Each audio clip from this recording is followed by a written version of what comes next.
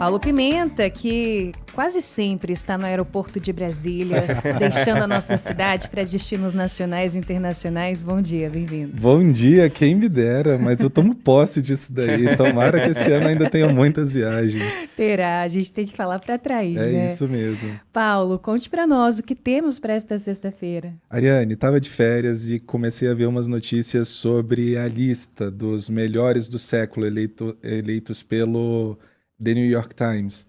O jornal americano, ele fez uma lista com os melhores livros. Essa lista é um pouco controversa e eu quis trazê-la para cá, porque muitos dos nossos ouvintes, né, provavelmente quem acompanha a nossa coluna, eu tenho recebido muitas mensagens das pessoas dizendo que estão lendo mais e isso me deixa muito feliz. Boa. Nesses últimos dias, todos os dias eu recebi mensagem de alguém no Instagram dizendo isso, então eu imagino que as pessoas possam ter se deparado com essa notícia e ficado pensando, uai, mas cadê os livros brasileiros? E é isso, assim, o The New York Times é um dos nossos maiores jornais do mundo, com certeza das maiores qualidades, assim, não tem como a gente colocar ele de lado. Mas acontece que essa lista que eles publicaram não traz nenhum livro da língua portuguesa, e isso me deixou um pouco atento. Na verdade, o que eles fizeram foi pegar, eles escolheram 500 pessoas ali, entre autores, críticos, jornalistas, para elegerem esses livros. E aí, o critério era que fossem livros escritos em inglês a partir de 1º de janeiro de 2020. Então, nesses 24 anos, eles elencaram esses livros.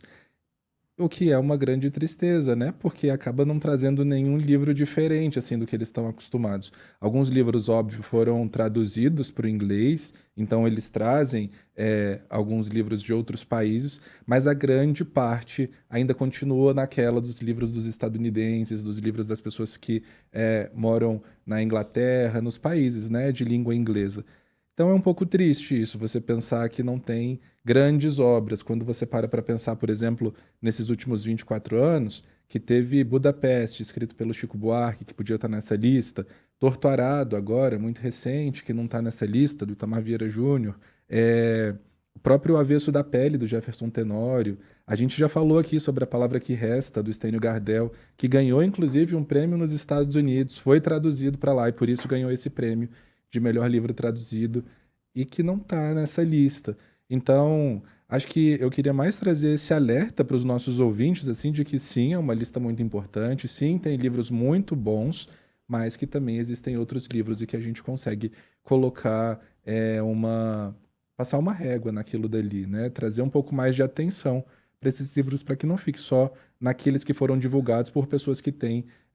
A gente sabe que a as Américas são muito maiores do que os Estados Unidos veem, né? Sim. Então a gente ainda tem ali algumas coisas que podem ser trazidas, né? Desde autores colombianos, a gente trouxe um livro da Pilar Quintana esses tempos, né? Chamado A Cachorra, que é uma das maiores autoras. A gente tem o Pedro Mairal, que está lá na Argentina.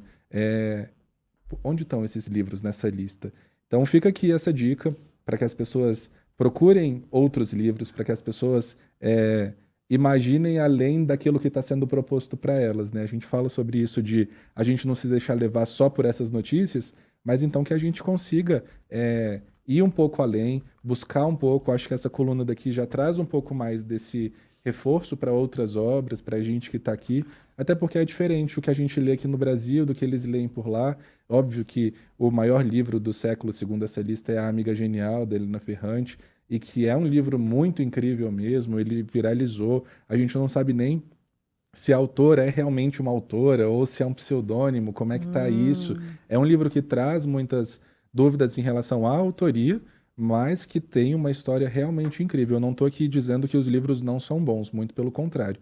Estou dizendo só que nesses livros poderiam ter outros livros além deles, né? A gente tem Carla Madeira, Tudo é Rio, ganhou todos os prêmios lá em Lisboa, em Portugal. A gente tem Véspera da Carla Madeira. Cadê? Onde está tudo isso? Então, existem outros livros além dessa lista divulgada pelo The New York Times e que a gente pode avançar bastante nisso daí.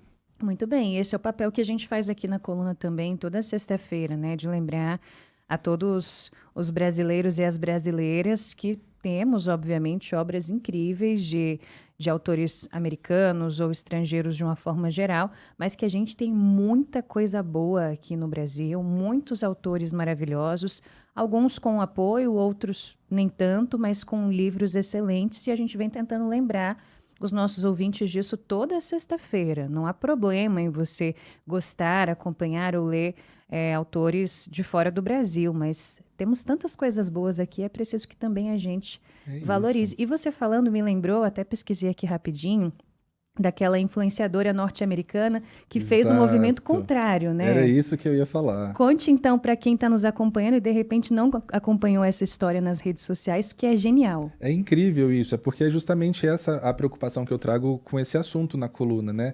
De que os autores nacionais demorem tanto para serem reconhecidos lá fora, como Machado de Assis.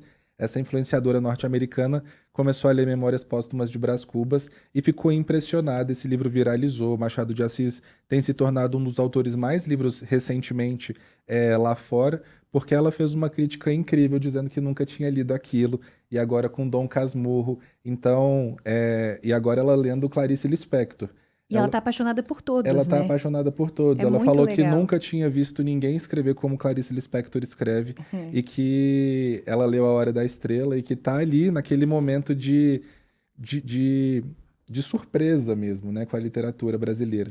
Então é isso, assim, foi isso que eu pensei quando eu estava lendo essa notícia. Eu falei, nossa, tem tanta gente, será que a gente vai esperar tanto tempo igual a gente está esperando agora para que viralize lá fora, para que a gente ganhe esse espaço, para que a gente consiga mostrar a qualidade da escrita brasileira, né?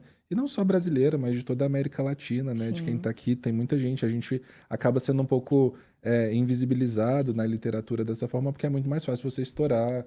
É como se fosse uma Hollywood para o cinema, né? Nos Estados Unidos. Então é muito mais fácil deles terem essa aparição. Mas fica aí essa dica, quem quiser procurar também essa influenciadora, é só colocar aí nas redes sociais. Você tem o nome dela aí, Ariane? Eu tenho, ela chama Courtney Novak. Ela tem 45 anos, tem um perfil super bombado no TikTok, que ganhou ainda mais influência depois que os brasileiros notaram, caramba, quem é essa norte-americana que está exaltando livros de Machado de Assis, de Clarice Lispector, e assim, ela fala com muita paixão, tipo, eu estou muito impressionada, como que eu nunca li isso antes, como não me disseram antes, e muitas vezes a gente aqui não reconhece as obras dos nossos autores dessa forma. Eu acho que tem um pouco de repulsa da gente por a gente ser apresentado a Machado de Assis e a Clarice Lispector na época da escola. A gente tá meio revoltado ali no ensino médio.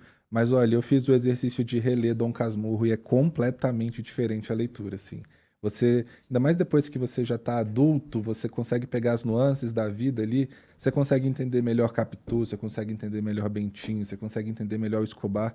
Então, é muito bacana, vale a pena reler Dom Casmurro, vou deixar esse em especial, mas todas as obras aí, A Hora da Estrela, da Clarice Lispector, todo mundo tem que ler uma vez na vida, pelo menos. Muito bom. E que a gente possa valorizar e reconhecer os nossos autores brasileiros, latinos em vida também, né? Dar esse presente para eles pelo trabalho que eles fazem. Pois é, e aí como dica para a gente fechar tudo isso assim, esse fim de semana tem o Festival de Inverno do Sesc, que vai acontecer no estacionamento 11 do Parque da Cidade. Então agora no dia 20 e 21 de julho vai ter lá e vai ter uma programação literária. E isso é muito legal, assim, né? Normalmente os festivais a gente vê muita música, vê esse lugar, mas também tem agora esse festival literário que vai acontecer, esse espaço literário, em parceria também com a Livraria Circulares, que já esteve aqui com a gente outras vezes. E a entrada é gratuita mediante a doação de 1 quilo de alimento não perecível. E aí no sábado tem uma mesa às 3 da tarde, muito além das páginas, e às 4:30 da tarde tem uma mesa chamada Nos Passos da Urbe, Cidades Imagináveis. E aí quem vai estar nessa mesa é o Dan, que a gente já trouxe aqui a história de quando ele escreveu o livro falando sobre o Núcleo Bandeirante como pano de fundo. Legal. Foi muito bacana quando a gente trouxe ele aqui. Tem Pauline Torti, Bertone Licarião. E aí no domingo, também, 3 da tarde, 4:30 da tarde, outras mesas com autores brasilienses, inclusive o Nicolas Berg, que é um grande poeta aqui da cidade, todo mundo conhece. Então deixo aí essa dica também. Sábado e domingo, às 3 e 4:30 da tarde, no estacionamento 11 do Parque da Cidade, Festival de Inverno do Sesc, com uma programação literária para lá de especial. Muito bem, 7h51, Paulo Pimenta, obrigada por hoje. Até semana que vem. Eu que agradeço, Ari, obrigado, Ari, Diego, até semana que vem.